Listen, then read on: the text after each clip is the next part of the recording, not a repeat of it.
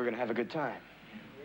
We're going to have a party. So for State Cup, Chris, that was about learning and learning and testing ourselves against the best of New South Wales.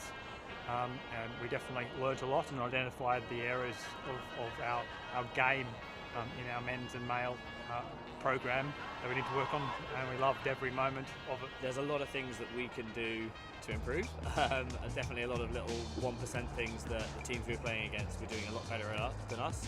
I think they picked our weaknesses better than we were able to pick theirs, and they were just able to execute a lot more consistently than we were, I think. We are a number of paradigm shifts behind the Southern Hemisphere competition in Australia and New Zealand, and to test ourselves in the State Cup is a much greater indicator of the opposition.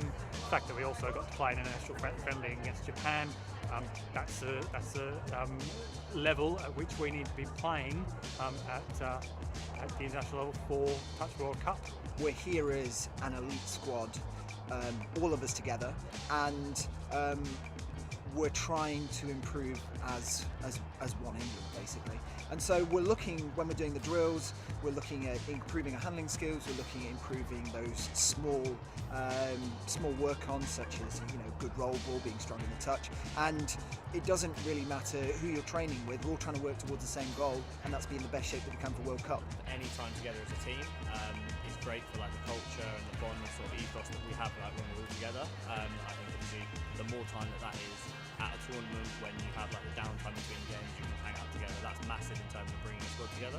We've got a great culture within the player group, be that the high performance training squad or the various teams that we've had through Euros to State Cup, and that's something we've really worked on in terms of establishing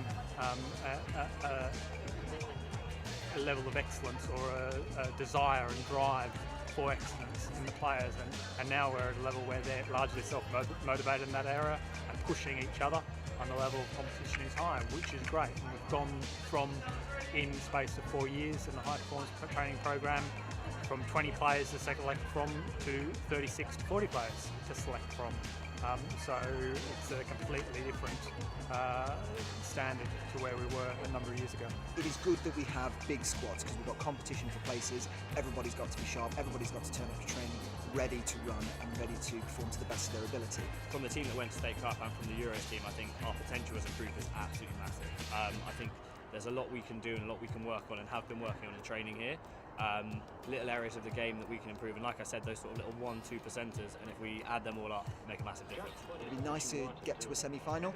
The performance is key. If we can really work on all our improvements from State Cup, and if we perform as well as we know that we can, having learned everything from State Cup, and it's the case that we, for example, for whatever reason, things go against us, then that's still okay. We can still be proud of that as a team. We're going to Malaysia knowing what we need to do. A degree of confidence, because we know we've done a lot of work and aspects are paying off. We've been given some clues as to what we need to focus on and focus on those sort of work-ons in the next 4 months through the World Cup.